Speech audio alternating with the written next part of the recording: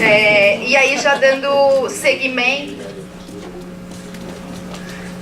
eu vou convidar a Vilma Reis e a Beatriz Galli. É um prazer tê-las aqui. E a mesa toda de vocês.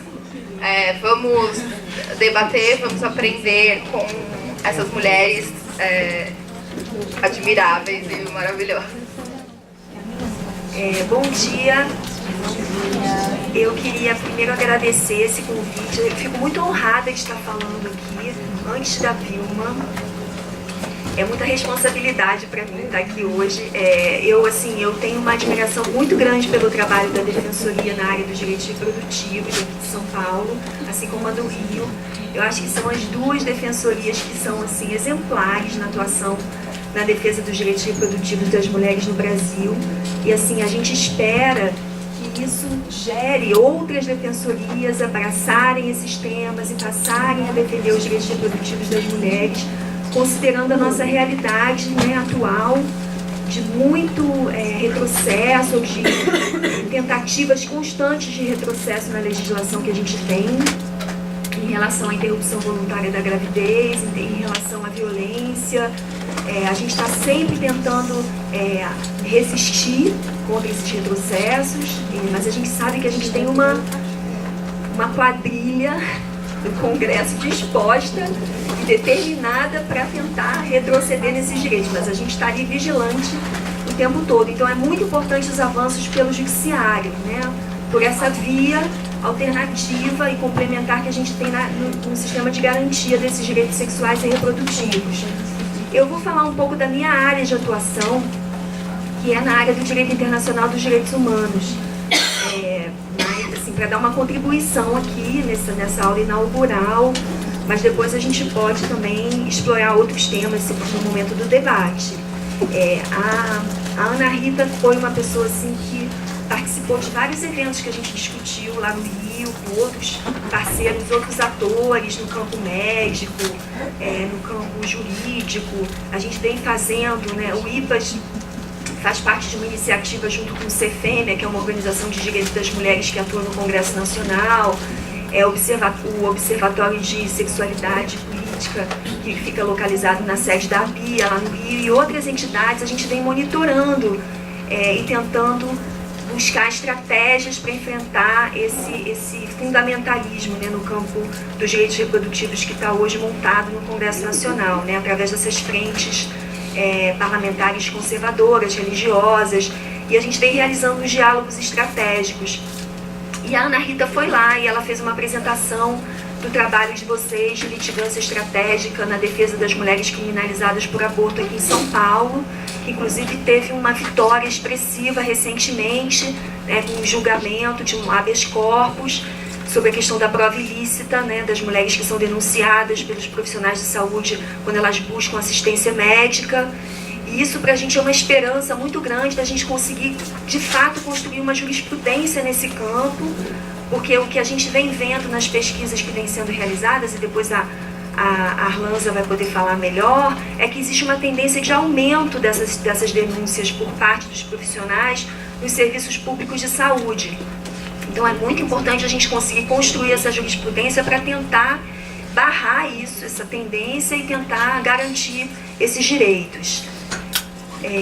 Bom, em relação ao... Pode passar o primeiro, por favor?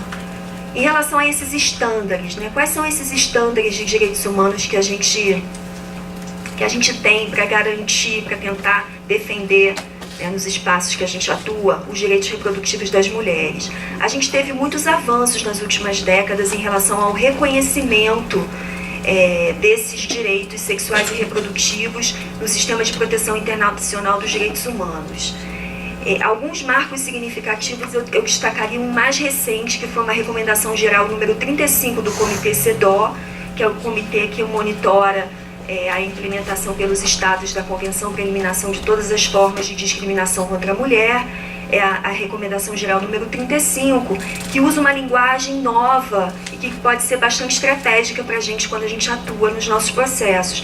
A questão da gravidez forçada como uma forma de violência de gênero. Então eu acho que a gente tem aí uma área interessante para a gente explorar, né, na defesa desses direitos aqui no âmbito doméstico. Outra coisa que é importante falar é a questão da recusa dos profissionais de saúde em realizar o aborto previsto em lei como sendo uma forma de tratamento desumano e degradante equivalente à tortura. Esse foi um estándar que foi desenvolvido pelo relator especial sobre a tortura e outros tratamentos desumanos e degradantes, o Juan Mendes, que é um argentino, e ele fez um relatório sobre isso em 2013, onde ele descreve essa recusa sistemática, né? Na verdade, é esse uso abusivo da objeção de consciência, que na verdade não é uma forma legítima, né, que é um direito individual, a gente reconhece isso, mas sendo usado de forma sistemática e abusiva, pode configurar um cenário de violação de direitos humanos. Então isso também é um outro estándar, um outro padrão importante. A questão dessas confissões que são obtidas, né, através dessa prova ilícita que a gente já estava falando antes, também é importante porque isso também é reconhecido como uma forma de tratamento desumano e degradante, equivalente à tortura. Quando a mulher chega nos serviços de saúde, ela tem um sangramento, ela precisa de assistência médica de urgência e ela às vezes se vê numa situação que ela tem que confessar a prática de um suposto crime, né? E aí ela fica numa situação de muita vulnerabilidade, né? Como tem os casos aqui da Defensoria de São Paulo que comprovam isso. Pode passar o próximo, por favor? Então, quais são assim os marcos na luta pelos direitos reprodutivos aqui no Brasil, né? Vindo aqui já para o nosso contexto. Essa primeira turma, essa decisão da primeira turma do STF, né, que o ministro Barroso, né, reconheceu, né, durante a sua exposição de que, de fato, o aborto poderia ser descriminalizado até a 12ª semana, reconhecendo direitos sexuais e reprodutivos à autonomia, à integridade psíquica, física, à saúde da mulher, como uma questão de igualdade de gênero e como também a criminalização tem um impacto desproporcional sobre as mulheres mais pobres, né? Eu acrescentaria sobre as mulheres negras, as mulheres mais jovens, as mulheres com baixa escolaridade e que como essa lei ela vem sendo aplicada de forma discriminatória, né? Ela em si mesma já é discriminatória, mas ela ainda, além disso, ela é aplicada de forma discriminatória. E recentemente com a DPF apresentada pelo PSOL, questionando, né, os artigos do Código Penal em relação à sua constitucionalidade, né, que são os artigos que criminalizam a prática do aborto. E a gente está num momento político importante em relação a esse tema no país, porque a gente soube que a ministra relatora Rosa Weber vai realizar audiências públicas. Ela determinou a realização dessas audiências públicas. Então foi uma corrida para a gente conseguir indicar nomes, né, no nosso campo, para poderem apresentar aí dados importantes, né, aos ministros do Supremo Tribunal Federal. E a gente sabe também que o outro lado, que é contrário ao reconhecimento desses direitos, também correu e apresentou vários nomes. Então o que a gente sabe é que foram apresentadas sugestões de mais de 500 nomes para falar na audiência pública. Então é um recorde. Eu acho que o Supremo Tribunal Federal foi atropelado por essa pauta, assim, totalmente, de uma forma impressionante, inclusive pelo número de amigos da corte que foram apresentados, que foram, acho que até o momento, quase 30, um pouquinho mais de 30, que também é outro recorde, né, de organizações da sociedade civil querendo se manifestar em relação a esse tema. Então, a gente está vendo que isso vai ser assim, a gente vai ter um verdadeiro espetáculo no âmbito do Supremo Tribunal Federal em relação a esse tema, né, com mídia, com muitos eventos paralelos, então vai ter muita mobilização. E eu acho que os dados aqui da Defensoria Pública de São Paulo vão ser assim, super importantes para poder contribuir para esse debate. Além disso, tem outros marcos que eu destaquei aqui, né? A Marielle Franco, que é uma vereadora que foi executada recentemente. Ela era uma árdua defensora dos direitos sexuais e reprodutivos e ela tinha um mandato que tinha muito claro essa pauta.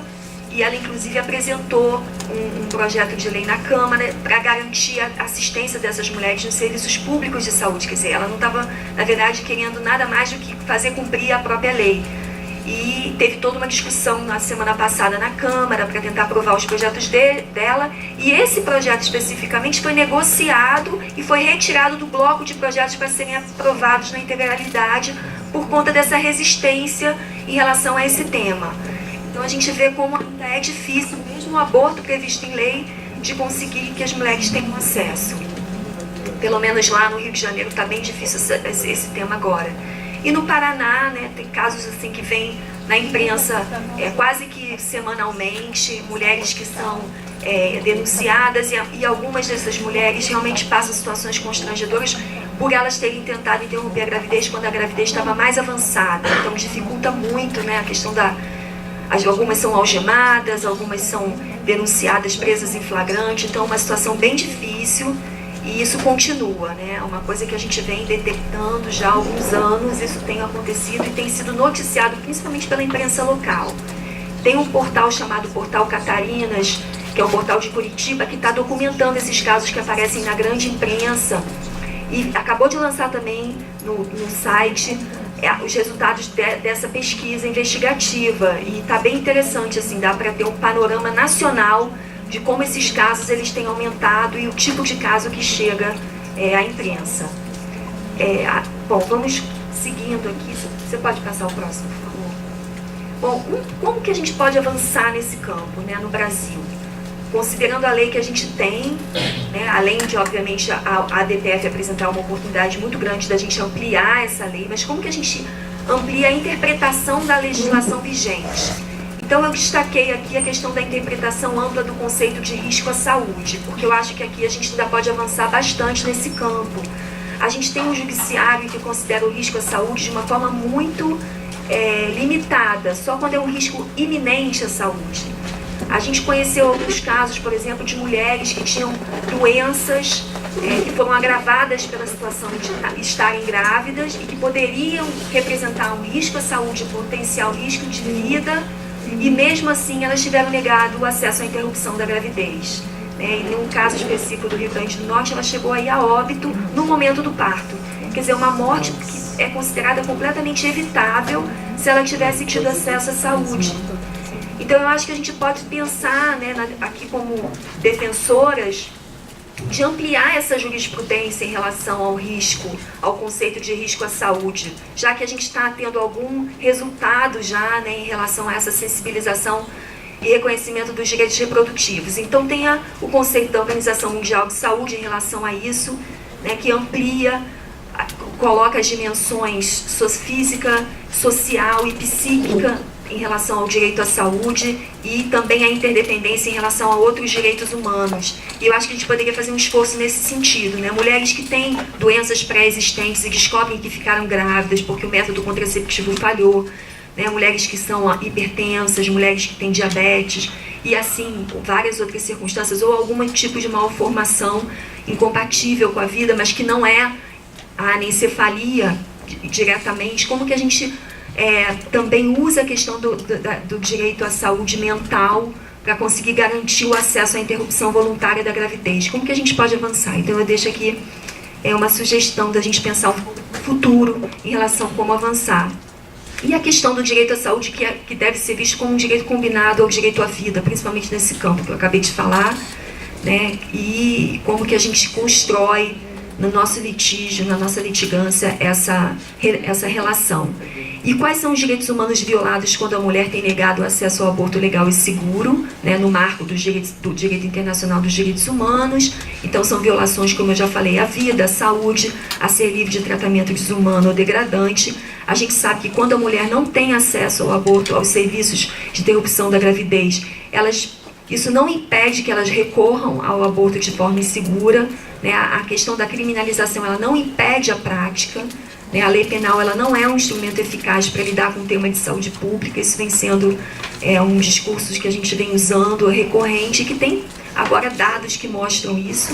E as mulheres vão usar cada vez métodos mais inseguros. Quanto mais há um recrudescimento e uma persecução das mulheres e das clínicas ou dos profissionais de saúde, a gente vê que o resultado disso é um aumento de casos de sequelas de aborto inseguro um aumento de hospitalizações nos serviços de saúde e os métodos cada vez mais inseguros que colocam as mulheres em risco, né? Elas usam produtos químicos, vidro, bastões, soda cáustica, e podem ter ferimentos graves e de fato, podem vir a óbito ou, no mínimo, ter uma situação de infertilidade para o resto da vida.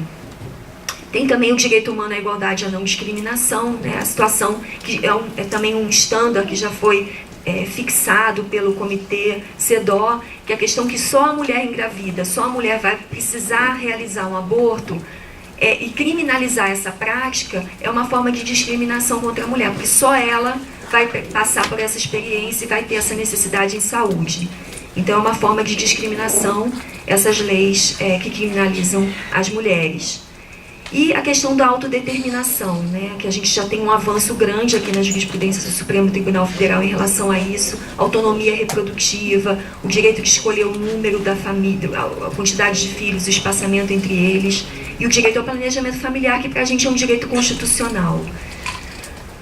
Bom, em quais instrumentos, né? Vocês já são especialistas nesse campo, mas eu vou só lembrar aqui que a gente tem já um arcabouço jurídico normativo no direito internacional dos direitos humanos que a gente pode lançar mão, e eu acho que a gente tem cada vez mais que, de alguma forma, educar o nosso judiciário sobre isso, porque ainda o judiciário no Brasil não aplica, né, esses instrumentos. A gente tem programas que são derivados de documentos internacionais de consenso aprovados em conferências internacionais e que, no caso do Brasil, ele ratificou a maioria dos tratados internacionais de direitos humanos e aderiu a esses documentos. E, em relação aos direitos sexuais e reprodutivos, é importante destacar a plataforma de ação do Cairo, a plataforma de Beijing, que falam especificamente do acesso à saúde sexual e reprodutiva e tratam o aborto inseguro como uma das principais preocupações de saúde pública. E recomenda aos governos que eles deveriam remover as leis punitivas e eliminar essas barreiras, tornando o aborto seguro e disponível em toda a extensão da lei. Ou seja, que os governos reconheçam esses direitos e tentem garantir a implementação das leis vigentes na sua máxima extensão. Então, seria a gente trabalhar para essa interpretação ser cada vez mais ampla, mesmo que não, enquanto a gente espera, por exemplo, um reconhecimento maior desse direito através do judiciário ou através do próprio legislativo nos países. E os documentos internacionais, que vocês já conhecem também, que tratam dos direitos sexuais e reprodutivos, que na verdade são vários direitos que estão já previstos nesses documentos internacionais. Direito à saúde, direito à privacidade, direito à mulher poder autodeterminar a sua vida sexual e reprodutiva.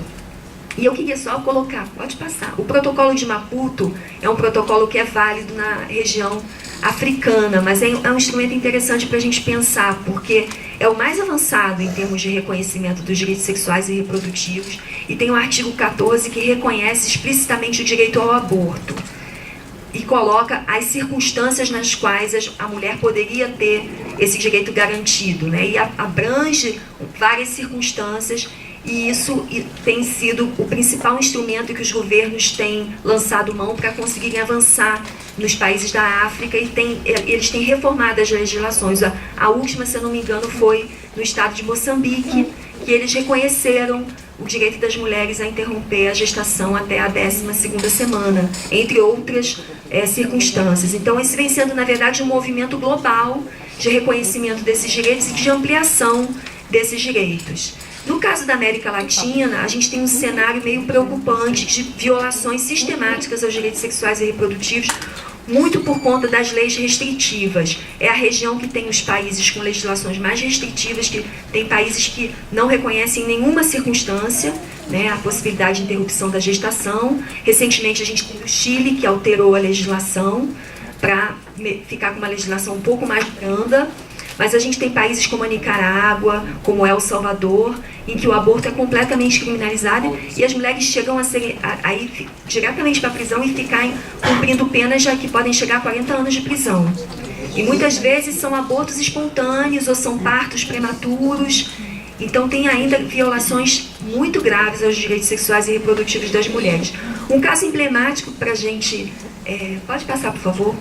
Um caso emblemático para a região da América Latina e que tem estándares que foram determinados pelo Comitê de Direitos Humanos da ONU em 2005, é o caso KL versus Peru, que é de uma jovem de 17 anos que foi violada e ela teve uma gravidez de feto anencefálico, foi obrigada a levar essa gravidez adiante, foi obrigada a amamentar a criança depois que nasceu e que morreu algum tempo depois. Então, assim, a gente tem alguns estándares na América Latina que são bastante importantes para a gente conhecer.